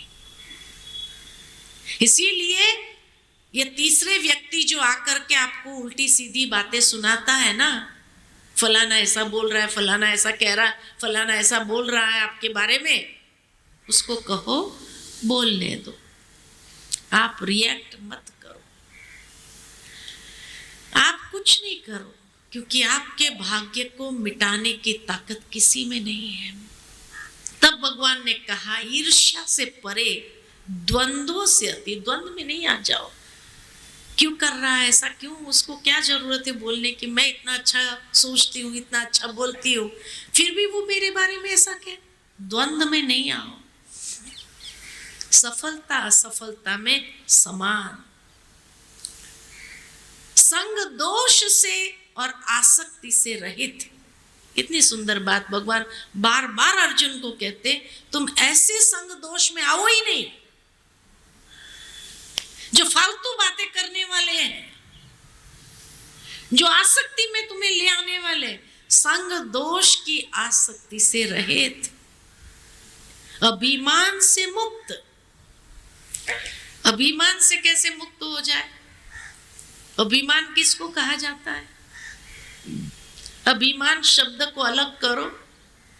अभिमान, बड़ों का अभिमान क्या होता है? अभी मेरी बात माने, और उसकी बात मानी गई तो कॉलर टाइट, और नहीं मानी गई तो बड़ा दुख होता है। दुख किसको हुआ? अभिमान को हुआ। चोट किसको लगी? अभिमान को लगी।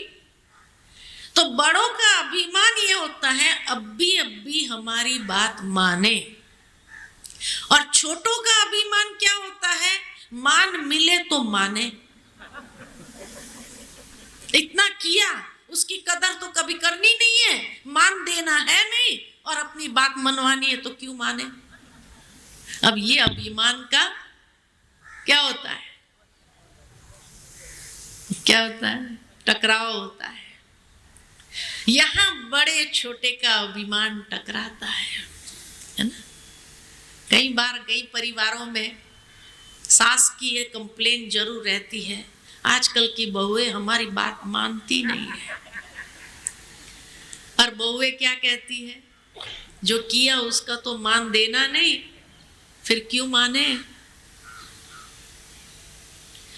माना एप्रिशिएट, मान मिले का मतलब है एप्रिशिएट तो करे। आज हर कोई को एप्रिसिएशन चाहिए, और इसीलिए अगर आप एप्रिशिएट कर दो तो बहुत अच्छा है, वो खुश हो जाती है, वो आपकी हर बात मानना चालू करेगी। देख आप एप्रिशिएट करो ना। इसीलिए अभिमान टकराता वही है जहां आपके पास एप्रिसिएशन के शब्द नहीं, तो वो आपकी बात कभी मानने वाले नहीं। अभी थोड़े समय पहले एक बहन जो है उसकी बहू की बहुत महिमा कर रही थी, बड़ी तारीफ कर रही थी। हमारी बहू जो है ना, बहू नहीं है, हीरा है, इतनी अच्छी कि शायद हम अगर अपने लड़के के लिए बहू ढूंढने जाते थे ना तो भी ऐसी बहू नहीं मिलती थी, इतनी अच्छी बहू। तो मैंने उस बहू से पूछा, तुमने क्या जादू किया अपनी सास पर, इतनी तेरी तारीफ ही करती जा रही है, जब देखो तारीफ ही करेगी। तो उसने मेरे को कहा, एक सीक्रेट बताऊं आपको, मैंने क्या किया। मैंने कहा बताओ, मैं भी जानना चाहती हूँ कि ऐसा तुमने क्या किया जो तुम्हारी सास जो है इतनी महिमा कर रही है। नहीं तो आज के युग में कोई महिमा नहीं करता, ठीक है ये कहेंगे ठीक है, लेकिन इतनी महिमा नहीं करेंगे। तो उसने कहा, मैंने अपनी सास को अपनी फ्रेंड बना दिया। मैं जब भी ऑफिस से आती हूँ, काम करती है, दोनों लड़के बहू दोनों काम करते, तो कहा कि मैं इधर उधर अड़ोस पड़ोस में कहीं जाके बैठती नहीं हूँ, किसी के घर नहीं जाती, क्योंकि किसी के घर जाऊं, दोस्ती करूं, बैठूं वहां, और अगर आधा घंटा लग गया तो उसके विचार चलेंगे, पता नहीं क्या बात कर रही है, अनुमान चलेगा कि नहीं चलेगा। इसीलिए मैं अड़ोस पड़ोस कहीं भी जाती नहीं। बाहर से हलो हाय जरूर करती हूँ, सबसे संबंध निभाती हूँ, लेकिन मैं घर में आती हूँ और अपनी सास के साथ सारे दिन में जो कुछ हुआ ना सब कुछ सुनाती हूँ उसको। वो सारा दिन सुबह से काम करती है, हम तो जॉब करने चले जाते हैं, रसोई बनाती है, सब कुछ करती है, तो इसीलिए मैं जो है उसको सारी बात सुनाती हूँ, आज क्या हुआ क्या नहीं हुआ, उसको फ्रेंड बना दिया। शाम को उसको गाड़ी में ले जाती हूँ, चलो घूमने चलते हैं, सास बहू दोनों हम घूमने जाते हैं, कभी स्कूटर पर बैठा कर ले जाती हूँ, कभी गाड़ी में ले जाती हूँ उसको। सारा दिन वो भी घर में होती है तो उसको घूमने ले जाती हूँ, और हर महीने मेरी जब पगार होती है तो उसमें से उसके लिए गिफ्ट जरूर ले आती हूँ। आज अगर कोई किटी पार्टी इधर उधर जाते थे तो गिफ्ट देना ही पड़ता था ना, जिसके यहाँ जाते थे देना ही पड़, तो मैं इधर उधर क्यों दूं, मैं अपनी सास को ना दूं। और इसीलिए हर महीने मैं उसके लिए गिफ्ट जरूर ले आती हूँ, और जब उसके लिए गिफ्ट लाती हूँ ना, उसके चेहरे पर जो मुस्कान आती है मुझे बड़ा सुकून देता है। इसीलिए मैंने उसके साथ ऐसी फ्रेंडशिप बना दिया है, मैं इधर उधर कहीं नहीं बैठती हूँ, किसी के घर नहीं जाती हूँ, मेरे को जो बात करनी है उससे क्यों नहीं कर सकूं मैं। इसीलिए वो जानती है कि मेरी बहू कहीं नहीं जाएगी, किसी के साथ फालतू बातें करेगी नहीं, न मेरी ग्लानि करेगी नहीं, तो उसको अनुमान तो होगा। अगर मैं किसी के घर में आधा घंटा बैठती हूँ तो उसको विचार नहीं चलेगा, पता नहीं मेरी क्या बात कर रही होगी, मेरे बारे में क्या सोच, इसलिए मैं जाती ही नहीं हूँ। तो बताओ वो परिवार सुखी परिवार होगा कि नहीं, उसके पति को टेंशन होगा, वाइफ और माँ के बीच के प्रॉब्लम्स में कोई टेंशन होगा, कभी नहीं होता है, कभी होता ही नहीं। और इसीलिए घर परिवार को सुखी रखने के लिए ये अभिमान से मुक्त हो जाओ। भगवान में गीता में यही कहा, अभिमान से मुक्त हो जाओ। एक्सपेक्टेशंस, एप्रिसिएशन का एक्सपेक्टेशन नहीं रखो, एप्रिसिएशन करे कोई मुझे, ये नहीं रखो। एक हंसी की बात याद आ रही है मुझे। एक बार एक पति पत्नी घर में रहते थे। पत्नी जो थी बड़ी पतिव्रता थी। पति जब भी घर में आता था शाम को ऑफिस से, उसके हाथ में जो कुछ भी होता था ले लेती थी। पानी का ग्लास तैयार रखती थी, चाय बना कर देती थी, स्नैक्स बना कर देती थी, माना सब कुछ करती थी हमेशा। एक दिन क्या हुआ कि पति जब घर में आया, दरवाजा तो खुला था लेकिन पत्नी बैठ के टीवी देख रही थी। वो आई नहीं सामने, हाथों में जो सामान था लेने के लिए। पति ने पूछा क्या बात है? कहा कोई बात नहीं, टीवी देख रही। पति ने सोचा चलो ठीक है, मैं खुद ही पानी ले लेता हूं किचन में जाकर। जब किचन में गया तो सारे बर्तन ऐसे गंदे, रात के बर्तन ऐसे, खाना बना नहीं है और पानी का एक ग्लास भी नहीं है। फिर किचन से बाहर आके पूछा क्या बात है? पत्नी ने कहा कोई बात नहीं। पति ने खुद ग्लास धुलाई करके पानी तो पी लिया। फिर सोचा फ्रेश हो जाता हूं, इसलिए रूम में गए तो देखा रात का बिस्तर भी ऐसा पड़ा है, सामान इधर उधर फैला पड़ा है, कपड़े भी ऐसे फैले पड़े हैं, इतना गंदा कमरा। फिर बाहर आके पूछता आखिर बात क्या है? तब पत्नी ने कहा रोज शाम को आकर आप यही मेरे को पूछते, तुम सारा दिन करती क्या, तू सारा दिन करती क्या? आज मैंने सुबह से कुछ नहीं किया। पत्नियां अगर हड़ताल पर चली जाए ना, बड़ी मुश्किल हो जाएगी, समझ लेना, है ना। इसलिए अगर आप सारा दिन काम करते हो ऑफिस में तो पत्नियां भी घर में काम करती है। अप्रिशिएट करो, ये मत कहो तू सारा दिन करती क्या है, तू सारा दिन करती क्या। एक दिन अगर नहीं किया तो पता चलेगा सारा घर का हाल क्या होगा, है कि नहीं। इसीलिए अभिमान से मुक्त जिसकी बुद्धि ज्ञान में स्थिर है, सदा संतुष्ट आत्मा है और यज्ञ के लिए ही कर्म करने वाली, यानी जीवन रूपी यज्ञ के शुद्धिकरण के लिए ही कर्म करने वाले, उसके सर्व पूर्व विकर्म दग्ध हो जाते हैं, रहते नहीं हैं। और फिर अर्जुन का एक महत्वपूर्ण सवाल कि हे प्रभु सभी यज्ञों में श्रेष्ठ यज्ञ कौन सा है? तो भगवान कहते हैं अर्जुन, सर्व यज्ञों से ज्ञान यज्ञ श्रेष्ठ है। ये 4 दिन ज्ञान यज्ञ ही तो था, इसी को तो ज्ञान यज्ञ कहा जाता है ना। तो सभी यज्ञों में ज्ञान यज्ञ श्रेष्ठ है और परम कल्याणकारी है, क्योंकि महान पाप आत्माएं भी ज्ञान नैया के द्वारा संसार सागर को पार कर देती है। ज्ञान का महत्व बताते भगवान कि जिस प्रकार अग्नि ईंधन को भस्म कर देती है, वैसे ज्ञान भी विकर्म को भस्म कर देता है और सर्व विकर्म एवं साधनों की आसक्ति और मोह को समाप्त कर ज्ञान और योग की परिपक्व अवस्था से आत्मा शुद्ध और पवित्र बन जाती है। ज्ञान से ही शुद्धिकरण होता है। ज्ञान माना समझ, समझ से ही अंडरस्टैंडिंग बहुत अच्छी डेवलप होती है। जिसमें अंडरस्टैंडिंग नहीं, बात बात में मिसअंडरस्टैंडिंग होती हो तो ज्ञान की परिपक्वता नहीं कहेंगे उसको। जहां ज्ञान की परिपक्वता है वहां अंडरस्टैंडिंग बहुत अच्छी है। एक ने कहा दूसरे ने माने, उसी का नाम है ज्ञानी, है ना। तो ये ज्ञान की परिपक्वता है जिससे महान पाप आत्माएं भी संसार सागर को पार कर जाती है। एक बार एक गांव में ऐसा ही एक ज्ञान यज्ञ चल रहा था। एक महात्मा जी पधारे थे, बहुत अच्छी ज्ञान की बातें सुनाते थे। तो सारा गांव वहां चला जाता था सुनने के लिए। 2 घंटा प्रवचन चलता था, 2 घंटा सभी मस्त मगन होकर के बैठते थे।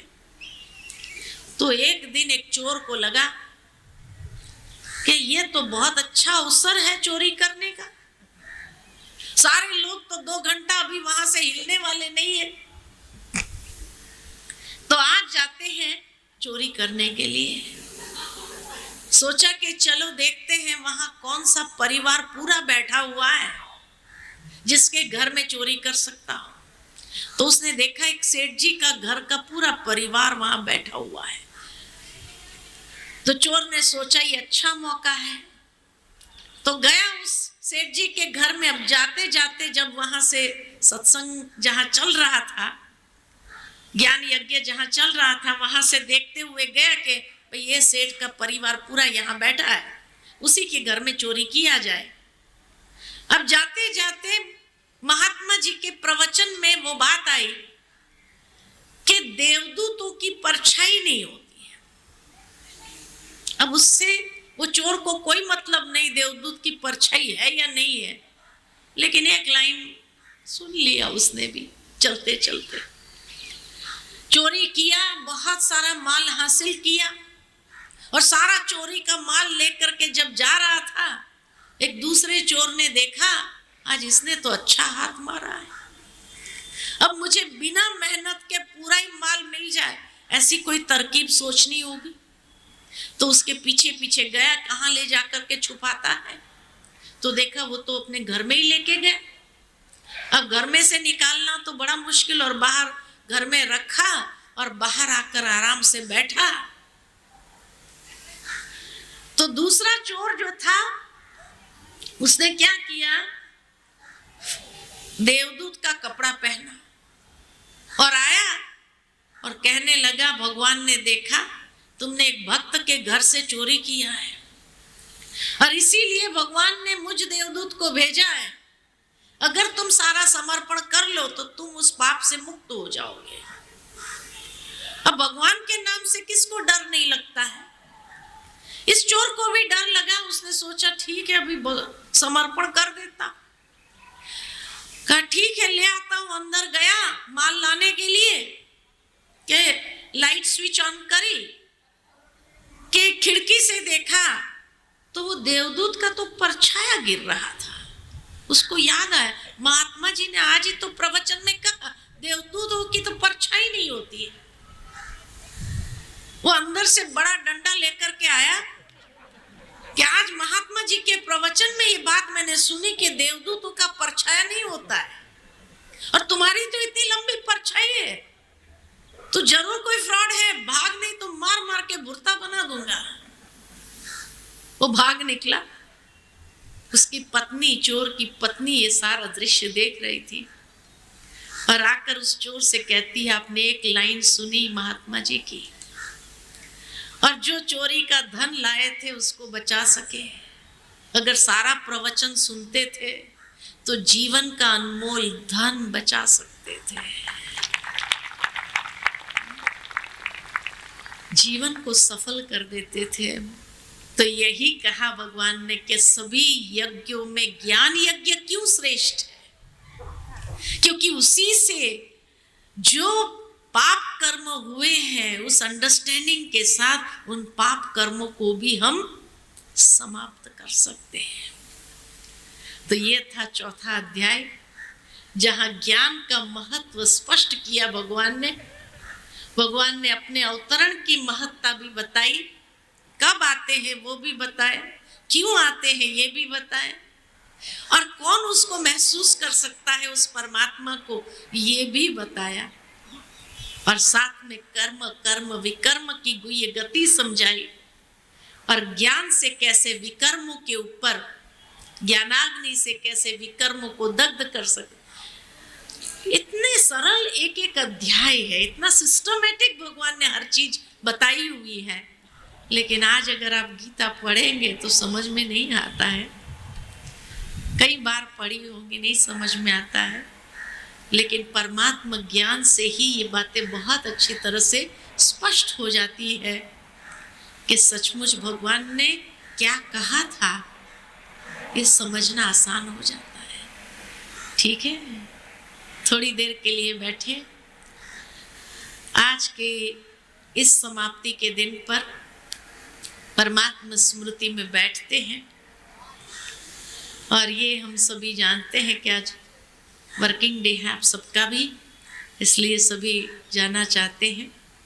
लेकिन एक निवेदन जरूर करना चाहूँगी कि अगर आपको और इन बातों को अच्छी तरह समझना है, गीता ज्ञान की वास्तविकता को अच्छी तरह समझना है, तो हर ब्रह्मा कुमारीज आश्रम पर 3 दिन के लिए और 11, 12 और 13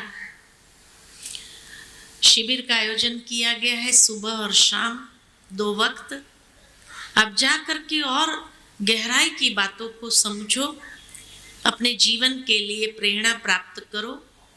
यही एक छोटा सा निवेदन करना चाहूँगी मैं, क्योंकि ये तो जरूर है कि जो लोग दोनों टाइम आते रहे, वैसे तो कहते थे कि टाइम नहीं है, लेकिन 4 घंटा टाइम निकला तो टाइम है आपके पास।